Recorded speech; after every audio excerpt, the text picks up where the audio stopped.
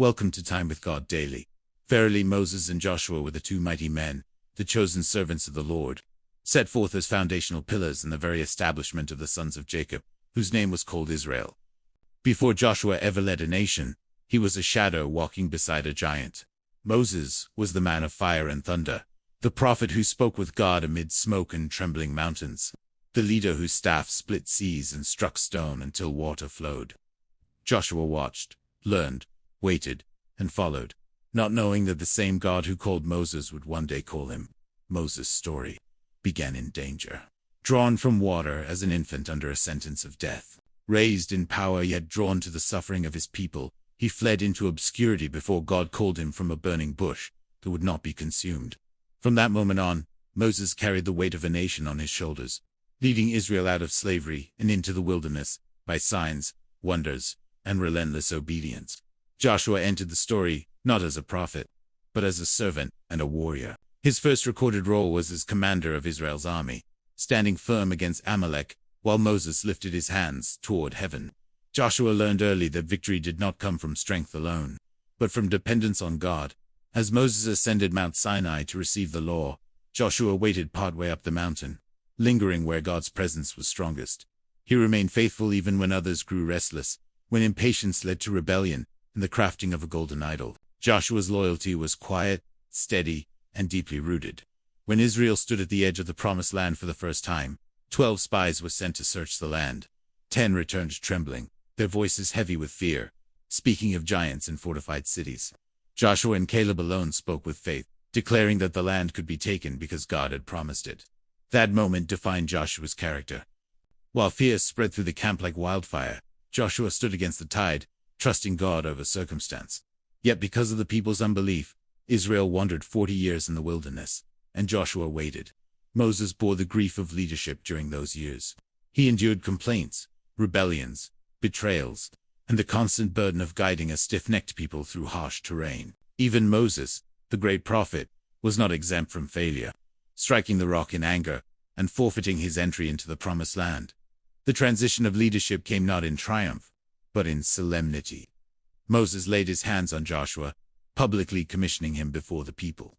It was a passing of authority, but also a passing of responsibility. From a leader who spoke face to face with God, to one who would need courage to walk by faith, Joshua inherited not only leadership, but expectation. He followed a man whose name was synonymous with miracles, whose life had reshaped history. God understood the weight Joshua carried, and spoke to him directly, commanding him again and again to be strong and courageous. Unlike Moses, Joshua was not called to confront Pharaoh or stand before kings with signs and plagues. Joshua's calling was different: to move forward, to conquer, to claim what had already been promised. Where Moses led Israel out, Joshua would lead them in. The crossing of the Jordan marked the beginning of Joshua's leadership. As the priests stepped into the flooded river carrying the ark, the waters parted, echoing the miracle of the Red Sea. God made it clear that the same power that worked through Moses was now at work through Joshua. Joshua led not with spectacle, but with obedience. Before battle, he obeyed God's commands that seemed illogical, even foolish by human standards. The fall of Jericho did not come through siege engines or brute force, but through faith, patience, and obedience. Where Moses confronted God on the mountain, Joshua encountered him in the plains. Before Jericho, Joshua met the commander of the Lord's army, learning that victory did not come from God taking sides, but from Israel aligning with God's will. Leadership, Joshua learned, meant submission before authority. Joshua's failures were instructive as well. Ai defeat came because of hidden sin within the camp. Joshua learned that obedience was not partial, and that leadership required accountability as much as courage. Moses' leadership had been marked by intercession. Time and again, he stood between God and the people, pleading for mercy when judgment loomed. Joshua inherited a people shaped by that mercy, but also responsible to uphold the covenant. The conquest of the land was not swift or easy. Joshua faced coalitions of kings, prolonged campaigns, and moments where victory required divine intervention. When Joshua asked for the sun to stand still, it was not arrogance, but urgency born of trust. Unlike Moses, Joshua did not write laws or establish covenant terms. His task was to enforce what had already been given, to live out obedience rather than define it. In this way, Joshua's leadership was practical, grounded, and forward-moving. As the land was divided among the tribes, Joshua ensured that no promise was forgotten. Every boundary, city, and inheritance stood as evidence that God had been faithful. The wandering generation had died in the wilderness, but a new generation now lived in fulfillment. Moses' legacy was foundational. He shaped Israel's identity, their worship, their laws, and their understanding of God. Joshua's legacy was tangible, written into the land itself. Yet Joshua never sought to replace Moses. He did not attempt to imitate Moses' style or recreate his authority. Joshua led as himself, faithful to God's call, rather than to comparison. In his final days, Joshua gathered the people, as Moses once had. He reminded them not of his victories, but of God's faithfulness.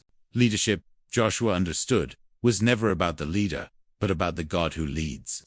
Joshua's final declaration echoed across generations. Choose whom you will serve. It was not a command rooted in fear, but an invitation grounded in experience. Joshua had seen obedience lead to life, and he urged the people to remember. The relationship between Moses and Joshua reveals a deeper truth. God does not repeat leaders.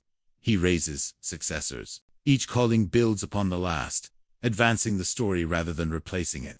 Moses represents revelation, law, and deliverance. Joshua represents fulfillment, action, and inheritance. Together, their lives form a complete picture of God's work among his people. Joshua's story reminds us that preparation often happens in obscurity. Years of serving, waiting, and watching shaped him for the moment of leadership. Faithfulness in the background prepared him for obedience in the spotlight. Moses' story reminds us that even the greatest leaders are human. Their strength comes not from perfection, but from dependence on God. God's purposes move forward not because leaders are flawless, but because he is faithful. The journey from Moses to Joshua is a story of continuity, not replacement. God's promises outlast individuals, yet he honors those who walk faithfully within their time. Each generation is called to carry the story forward, and in that truth lies an invitation for us to serve faithfully where we are, to trust God's timing, and to walk forward when called. Because the God who led Moses and Joshua is still leading today.